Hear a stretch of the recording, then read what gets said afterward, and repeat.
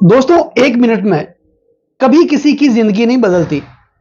कभी कभी एक मिनट में सोच समझकर लिया गया फैसला पूरी जिंदगी को बदल देता है। किसी को रुलाकर आज तक कोई हंस नहीं पाया है। यह विधि का विधान है जिसे आज तक कोई समझ नहीं पाया है। नमस्कार दोस्तों, मैं ज्योतिषाचार्य एडी शास्त्री और आपके अपने YouTube चैनल नक्शा ट्रस्ट वर्ल्ड में मैं आप सभी का सादर अभिवादन करता हूं। दोस्तों, कुछ दिनों के बाद नए साल की शुरुआत होगी। साल 2025 की शुरुआत होगी। अब ऐसे में यह जानने की जिज्ञासा, यह जानने की ललक हर किसी में रहती है कि 2025 हमारे लिए कैसा होगा, क्या विशेष होगा 2025 में। क्या 2025 में हमें कष्टों से मुक्ति मिलेगी, तकलीफों से मुक्ति मिलेगी, पीड़ाओं से मुक्ति मिलेगी, बाधाओं से मुक्ति मिलेगी, कर्जों से मुक्ति मिलेगी, खर्चों से मुक्ति मिलेगी। क्या विशेष होगा 2025 में? तो आज का यह ज्योतिष का कार्यक्रम है। यह जो राशिफल है यह मिथुन राशि वाले जातकों के लिए खास है, विशेष है। और यह जो राशिफल है आपकी जन्म की राशि चंद्र राशि पर आधारित है। लेकिन अगर आपके पास अपनी जन्म कुंडली बनी हुई है, आपको अपना लग्न पता है, तो इस राशिफल को आप अपनी लग्न राशि के अनुसार भी देख सकते हैं। वर्ष 2025 आने वाला साल मिथुन राशि वाले जातकों के उनके स्वास्थ्य को लेकर, उनकी शिक्षा को लेकर, उनके संतान को लेकर, संतान प्राप्ति को लेकर, प्रणय संबंधों को लेकर, प्रेम प्यार को लेकर, दांपत्य जीवन को लेकर, वैवाहिक सुख को लेकर, नौकरी को लेकर, इंक्रीमेंट को लेकर, पदोन्नति को लेकर और विशेष करके उनके भाग्य, करियर और बिजनेस को लेकर यह साल कैसा रहेगा। दोस्तों, अगर आप अपनी जन्म कुंडली का विश्लेषण करवाना चाहते हैं, मेरे साथ चर्चा करना चाहते हैं, तो सिर्फ वीडियो और चैनल के डिस्क्रिप्शन में मेरे कॉन्टैक्ट नंबर है, आप मेरा संपर्क कर सकते हैं। तो 2025 आने वाला साल मिथुन राशि वाले जातकों के लिए कैसा रहेगा, नवग्रहों की स्थिति किस प्रकार होगी, नवग्रह किस प्रकार सुफल देने में सक्षम होंगे। दोस्तों, वीडियो शुरू करने से पहले मेरा आपसे हृदय से अनुरोध है, निवेदन है, क्योंकि अक्सर मेरी शिकायत रहती है कि आप वीडियो तो देखते हैं लेकिन चैनल को सब्सक्राइब नहीं करते हैं। तो पहले आप चैनल को सब्सक्राइब कर लें। अगर आप पहली बार मेरे चैनल पर आए हैं तो चैनल को सब्सक्राइब जरूर करें, बेल आइकन बटन को जरूर दबाएं ताकि मेरे आने वाले और भी नई नई वीडियो के नोटिफिकेशन सीधे आप लोगों तक पहुंच जाए। लाइक जरूर करें, कमेंट जरूर करें, क्योंकि आपका एक लाइक और एक कमेंट मेरे अंदर बहुत ज्यादा आत्मविश्वास भर देता है। दोस्तों, 2025 मिथुन राशि वाले जातकों के लिए और विशेष तौर पर आज बात उन 4 प्रमुख ग्रहों की करेंगे, क्योंकि जब भी वर्ष फल की बात होती हो, एक साल की बात होती हो, तो इन चारों ग्रहों की चर्चा करना बहुत जरूरी हो जाता है। इन चारों ग्रहों की गति, स्थिति और उनके नक्षत्रों की चाल को जानना बहुत जरूरी हो जाता है, जिनमें एक शनिदेव। अब ये चारों ग्रह ऐसे हैं जिनका राशि परिवर्तन लंबे समय तक प्रभाव में रहता है, क्योंकि पूरे वर्ष की बात है। तो जिसमें सबसे पहले शनिदेव एक राशि में 2.5 साल तक रुकते हैं। शनिदेव कर्म के कारक हैं, न्याय के देवता हैं, कर्म फलदाता इनको कहा जाता है, कलयुग के न्यायाधीश है, दंडाधिकारी हैं। हमारे कर्मों का लेखा जोखा अपने पास रखते हैं और हमारे कर्मों के हिसाब से ही ये हमें सुख और दुख की प्राप्ति देते हैं। हालांकि शनिदेव धैर्य के कारक माने जाते हैं, धीमी गति से चलते हैं, इसलिए वो एक राशि में 2.5 साल तक रुकते हैं। और धैर्य एक ऐसी सवारी होती है जो अपने सवार को कभी गिरने नहीं देती। तो 2025 में शनिदेव अपना राशि परिवर्तन करेंगे 2.5 सालों के बाद, इनकी चर्चा करेंगे। उसके बाद हम राहु और केतु की भी बात करेंगे, क्योंकि 18 मई 2025 को राहु और केतु अपना राशि परिवर्तन करेंगे। 18 महीनों के बाद इनका राशि परिवर्तन 18 महीनों का होता है। और उनके बाद हमारे सौर परिवार के सबसे शुभ ग्रहों में से एक, जिनकी दृष्टियों में अमृत पाया जाता है, जिनको देवताओं का गुरु कहा जाता है, देवगुरु बृहस्पति, जो कि हमारे भाग्य के कारक माने जाते हैं। और भाग्य का साथ मिलना जीवन में बहुत जरूरी है, और गुरु का सानिध्य यह तो जीवन को बदलने में बहुत जरूरी है। इनकी चर्चा करना बहुत जरूरी है, क्योंकि भाग्य का साथ मिलना बहुत जरूरी है। बिन भाग मिले नहीं भली वस्तु का भोग, दाख पके जब काग के उठे कंठ में रोग। 12 महीने तक कौवा इसी इंतजार में रहता है कि अब की बार जब द्राक्ष पकेगी तो मैं जी भर के खाऊंगा। और जैसे ही द्राक्ष पक करके तैयार होने की स्थिति में होती है, उसी कौवे के गले में रोग हो जाता है। तो भाग्य के बिना किसी को कुछ नहीं मिलता। तो देवगुरु बृहस्पति भाग्य के कारक हैं, इनका साथ भी बहुत जरूरी है। और बृहस्पति भी अपना राशि परिवर्तन करेंगे इसी साल 2025 में, 15 मई 2025 को। तो इन चारों ग्रहों की बात करेंगे। मिथुन राशि वाले जातकों के लिए आपकी अपनी राशि के स्वामी बनते हैं बुध, आपकी लग्न के स्वामी बनते हैं बुध। अगर आप इस राशिफल को लग्न राशि के अनुसार देख रहे हैं तो, और बुध के लिए सर्वाधिक कारक ग्रह शुक्र और शनिदेव माने जाते हैं, क्योंकि मिथुन राशि वाले जातकों के लिए या मिथुन लग्न वाले जातकों के लिए शनिदेव भाग्य स्थान के कारक माने जाते हैं, भाग्य के स्वामी हैं और पंचम के स्वामी हैं। दोनों त्रिकोण भाव के स्वामी एक के शुक्र हैं और एक के शनिदेव हैं। तो इनकी चर्चा भी करना बहुत जरूरी है। और वर्ष की शुरुआत में ही शनिदेव तो अपनी मूल त्रिकोण राशि, सबसे प्रिय राशि कुंभ राशि में विराजमान है पिछले 2.5 सालों से। मिथुन राशि वाले जातकों के भाग्य स्थान में अपनी मूल त्रिकोण राशि, सबसे प्रिय राशि कुंभ राशि में जब ये राशि परिवर्तन करेंगे 29 मार्च 2025 को, तो भाग्य स्थान से निकल करके ये कर्म भाव में आएंगे, दसम भाव में आएंगे। और शनि कर्म के कारक माने जाते हैं, न्याय के देवता हैं। यही अपना कार्य क्षेत्र का भाव माना जाता है, रोजगार का भाव, पदोन्नति का भाव, ऊंची पदवी, मान मर्यादा और प्रतिष्ठा का भाव। इस भाव में इसी साल 29 मार्च 2025 को शनिदेव आएंगे। निश्चित तौर पर ऐसा कह सकते हैं केंद्र में आएंगे। तो शनिदेव की स्थिति फिलहाल भी अच्छी है और 29 मार्च के बाद भी और अच्छी हो जाएगी, क्योंकि इस समय शनिदेव मार्गी चल रहे, पीछे बकरी चल रहे थे, लेकिन 15 नवंबर से ही शनिदेव मार्गी चल रहे हैं और अपनी मूल त्रिकोण राशि में भाग्य स्थान के अंदर अपनी स्वराशि में विराजमान है। तो भाग्य का साथ तो मिलेगा ही, 29 मार्च तक भी मिलेगा। और उसके बाद भी शनिदेव अपनी राशि परिवर्तन करेंगे और आपके दसम भाव में आएंगे, उस समय भी स्थिति बहुत अच्छी होगी मिथुन राशि वाले जातकों के लिए। लेकिन शनिदेव वक्री चल रहे थे पिछले कई महीनों से। तो शनिदेव जैसे पापी ग्रह जब वक्री चलते हैं तो उनका पापत्व बढ़ जाता है। जितना फल आपको मिलना चाहिए था उतना फल नहीं मिला। शनिदेव ने आपसे मेहनत करवाई, परिश्रम करवाया, तन तोड़ मेहनत करवाई, लेकिन उस मेहनत का फल जितना मिलना चाहिए था उतना नहीं मिला। आप जैसे जैसे आगे बढ़ने की कोशिश कर रहे थे वैसे वैसे पीछे चले जा रहे थे। 10 कदम आगे बढ़ रहे थे तो 20 कदम वापस पीछे चले जा रहे थे। पैसे तो आ रहे थे, लेकिन जितने आ रहे थे उससे कहीं ज्यादा तो आपका खर्चा हो रहा था। 10 रुपए को आप बचाने की कोशिश कर रहे थे तो 20 रुपए का खर्चा आपके लिए तैयार खड़ा था। और आपके ज्यादातर पैसे हॉस्पिटल के खर्चों में, कोर्ट कचहरियों में, पारिवारिक विवाद में खर्च हो रहा था, अननेसेसरी खर्च हो रहा था।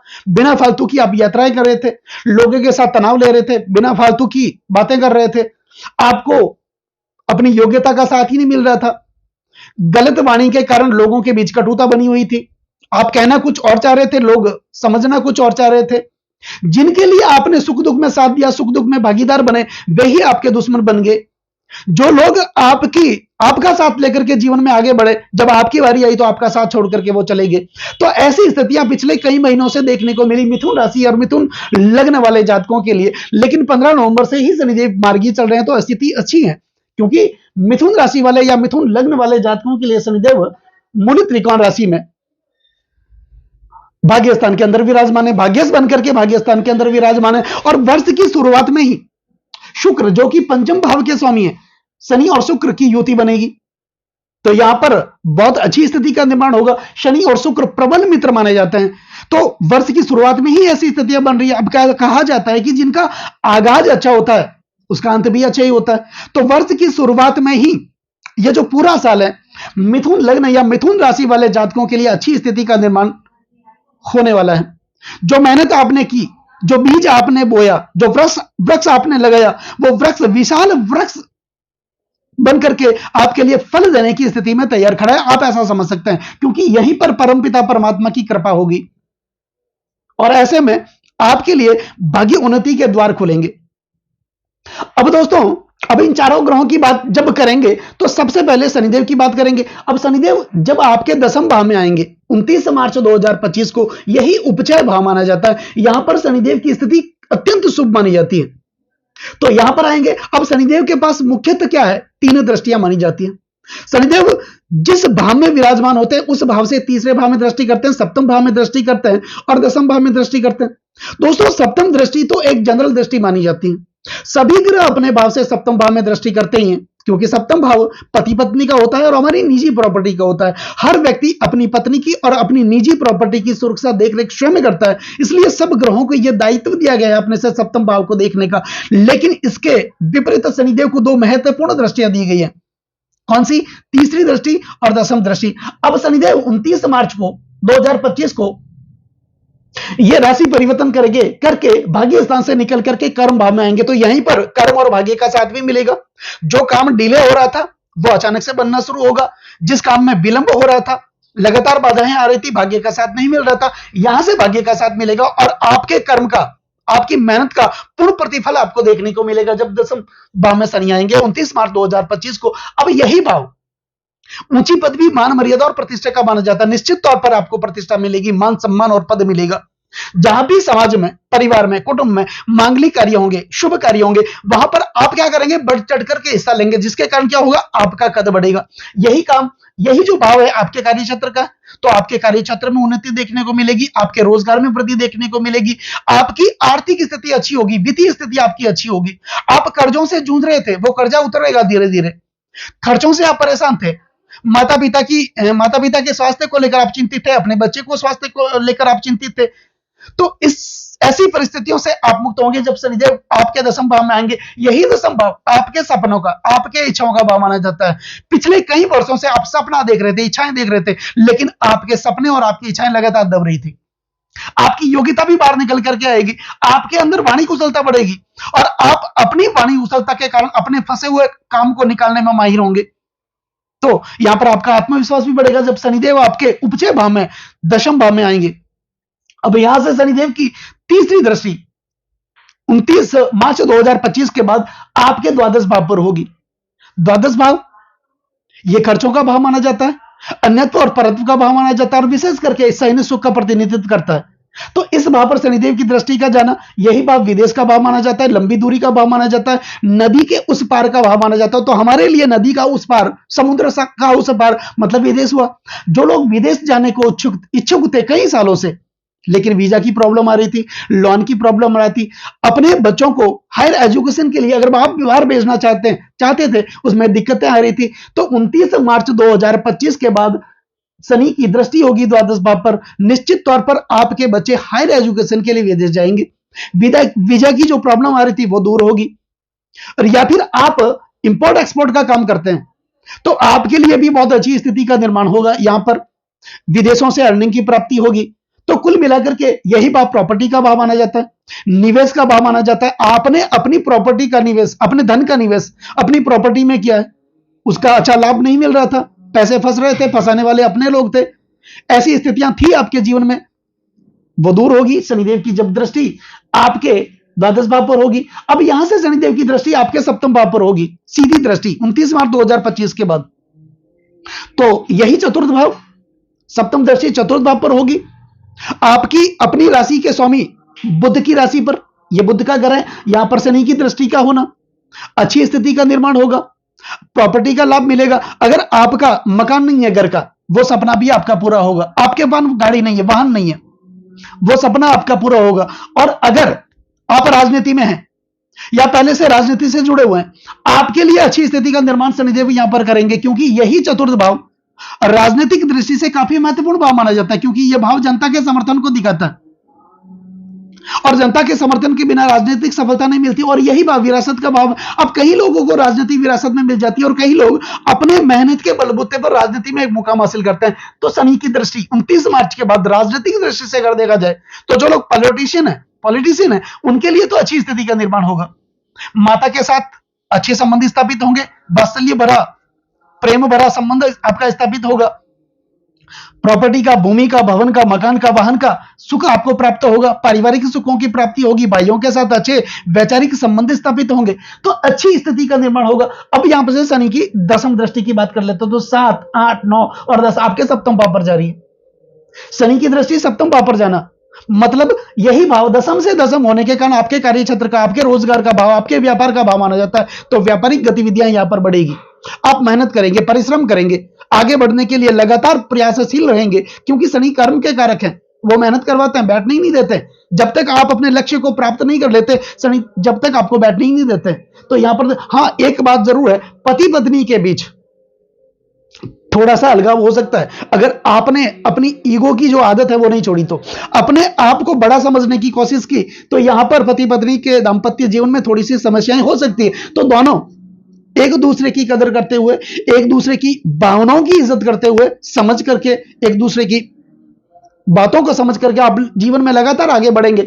तो यही शनि की जो दशम दृष्टि होगी आपके लिए अच्छी स्थिति का निर्माण करने वाली होगी। तो कुल मिलाकर के अगर शनि के हिसाब से देखा जाए, शनिदेव के हिसाब से अगर देखा जाए, तो अच्छी स्थिति का निर्माण 2025 में मिथुन या मिथुन लग्न वाले जातकों के लिए दिखाई दे रहा है। अब बात करते हैं देवगुरु बृहस्पति की। फिलहाल बृहस्पति चल रहे हैं आपके द्वादश भाव पर। यहां पर निश्चित तौर पर खर्चे बने हुए थे, कोर्ट कचहरियों के आप चक्कर काट रहे थे, भाइयों के साथ विवाद बना हुआ था, पैतृक संपत्ति में तनाव चल रहा था, पैसे आपके फंस रहे थे, प्रॉपर्टी में फंस रहे थे, शेयर मार्केट में पैसे लगाए, वो पैसे आपके फंस गए। लेकिन बृहस्पति अब कब तक रहेंगे? 15 मई तक आपके द्वादश भाव में रहेंगे। 15 मई के बाद बृहस्पति अपना राशि परिवर्तन करेंगे और आपके लग्न भाव में आएंगे। तो आपके चरित्र का निर्माण करेंगे, आपके स्वास्थ्य स्वभाव में एक शालीनता उत्पन्न करेंगे, आपके गुण दोषों में निखार लेकर के आएंगे, जो समस्याएं थी उस समस्याओं का अंत करेंगे, और विशेष तौर पर आपके स्वास्थ्य के प्रति आप ज्यादा सचेत रहेंगे। आप मेडिटेशन करेंगे, ध्यान करेंगे, मॉर्निंग वॉक करेंगे, धर्म के प्रति आप अवगत होंगे, आध्यात्म के प्रति आपका रुझान बढ़ेगा, दूसरों को आप धर्म के प्रति अवगत कराएंगे, और यहीं पर गुरु की कृपा होगी, परमपिता परमात्मा की कृपा होगी। जब बृहस्पति 15 मई 2025 को आपके लग्न भाव में आएंगे और बृहस्पति की सप्तम दृष्टि आपके सप्तम भाव पर होगी, केंद्र भाव पर बृहस्पति की दृष्टि का होना, पति पत्नी के रिलेशन तो अच्छे होंगे, लेकिन दोनों को एक दूसरे का साथ लेकर के आगे बढ़ने की जरूरत है। सदाचार आपके साथ चलना चाहिए, चरित्रता आपके साथ चलनी चाहिए। अगर ऐसा आप करेंगे, गुरु के सानिध्य में रहकर या ईश्वर की कृपा से आप अच्छा आचरण आपका होगा, निश्चित तौर पर आप आगे बढ़ेंगे। अब राहु केतु, राहु फिलहाल चल रहे हैं आपके दशम भाव के अंदर बृहस्पति की राशि में, लेकिन राहु 18 मई 2025 को अपना राशि परिवर्तन करेंगे और आपके भाग्य स्थान में आएंगे, शनि की राशि में। यह भाव शनिदेव का है और राहु आएंगे यहां पर। हालांकि शनि और राहु का मित्रवत संबंध भी माना जाता है, तो यहां पर भाग्य का साथ तो मिलेगा, लेकिन आपको बैठना नहीं है, आलस्य नहीं करना है, लगातार प्रयत्नशील रहना है। क्योंकि राहु क्या करते हैं? आलस्य करवाते हैं, राहु डीले करवाते हैं, राहु भ्रम उत्पन्न करते हैं। तो सोच समझ करके फैसला लेना है, सोच समझ करके निर्णय लेना है, और सोच समझ करके निर्णय लेंगे, निश्चित तौर पर भाग्य का साथ मिलेगा, गुरु की कृपा भी होगी। अब केतु आपके दशम भाव में, सॉरी आपके चतुर्थ भाव में, केतु भी स्वाभाविक है, जब राहु राशि परिवर्तन करेंगे उसी दिन केतु भी राशि परिवर्तन करेंगे, क्योंकि ये दोनों ग्रह समसप्तक होते हैं। तो केतु जब राशि परिवर्तन करेंगे तो ये आएंगे आपके तीसरे भाव के अंदर, तृष्णा भाव के अंदर। तृष्णा भाव ये ग्लैमर का भाव माना जाता है, कम्युनिकेशन का भाव माना जाता है, बातचीत का भाव माना जाता है, सोशल मीडिया का भाव माना जाता है, आत्मविश्वास का भाव माना जाता है, मेंटल स्टेट का भाव माना जाता है। निश्चित तौर पर आपकी मानसिक स्थिति अच्छी होगी। अगर आप इंस्टाग्राम से, फेसबुक से, यूट्यूब से अर्निंग करना चाहते हैं तो आपके लिए यह स्थिति अच्छी होगी 18 मई के बाद। तो कुल मिलाकर के ऐसा कहा जा सकता है कि मिथुन लग्न या मिथुन राशि वाले जातकों के लिए यह जो पूरा साल है यह पूरा अच्छा रहने वाला है, क्योंकि ग्रह की स्थितियां इस प्रकार बनेंगी, उनके गति स्थिति और नक्षत्रों की चाल इस प्रकार बनेगी कि मिथुन लग्न या मिथुन राशि वाले जातकों के लिए अच्छी स्थिति का निर्माण होने वाला है। आप भगवान का स्मरण करते हुए, अपने गुरुदेव की आज्ञा का पालन करते हुए आप निरंतर आगे बढ़ने का प्रयास करेंगे तो निश्चित आपके जीवन में प्रगति होगी, उन्नति होगी और आपका विकास होगा। अब बात करते हैं कुछ विशेष उपायों की। तो उपाय में क्या करना है? बुद्ध का उपाय करना है, बुद्ध के पौराणिक मंत्रों का उच्चारण, बुद्ध के तांत्रिक मंत्रों का उच्चारण, बुद्ध के गायत्री मंत्रों का उच्चारण। बुधवार के दिन आप दुर्गा सप्तशती का पाठ अगर आप कर सकते हैं तो करें, या फिर बुधवार के दिन 12 वर्ष से छोटी कन्याओं को आप भोजन करवाएं। यह उपाय आपको करना है। और हो सके तो बुद्ध का जो पन्ना होता है वो रत्न बुधवार के दिन अभिमंत्रित करके आप धारण कर सकते हैं। हरे मूंग आप हरे कपड़े में बांध करके अपने सर के ऊपर 11 बार घुमा करके बुधवार के दिन आप जल में, बहते हुए जल में आप प्रवाहित कर सकते हैं। यह आपको करना है। दूसरी बात, गुरु का सानिध्य, गुरु की कृपा। और बुजुर्गों का सम्मान, बुजुर्गों का मान। अगर आप आपके घर में कोई भी बुजुर्ग हैं, चाहे आपके माता पिता हैं, आपके दादा दादी हैं, उनका अनुसरण करते हुए, उनकी आज्ञा का पालन करते हुए आप कोई भी कार्य करेंगे, आप कभी पीछे नहीं रहेंगे। क्योंकि जिनके ऊपर बुजुर्गों की कृपा हो जाती है, उनका आशीर्वाद मिल जाता है, परमपिता परमात्मा का भी आशीर्वाद मिल जाता है और शनिदेव का भी आशीर्वाद मिल जाता है। तो दोस्तों, कैसा लगा ये वीडियो अगर आपको अच्छा लगा हो, मेरा समझाना आपको सार्थक लगा हो, समझाने का तरीका अगर आपको अच्छा लगा हो, तो इस वीडियो को आप आगे से आगे शेयर जरूर करें, बेल आइकन बटन को जरूर दबाएं और कमेंट जरूर करें। कमेंट में ओम बुद्धाय नमः, जय शनिदेव, ओम नमः शिवाय ये जरूर लिखें। नमस्कार दोस्तों।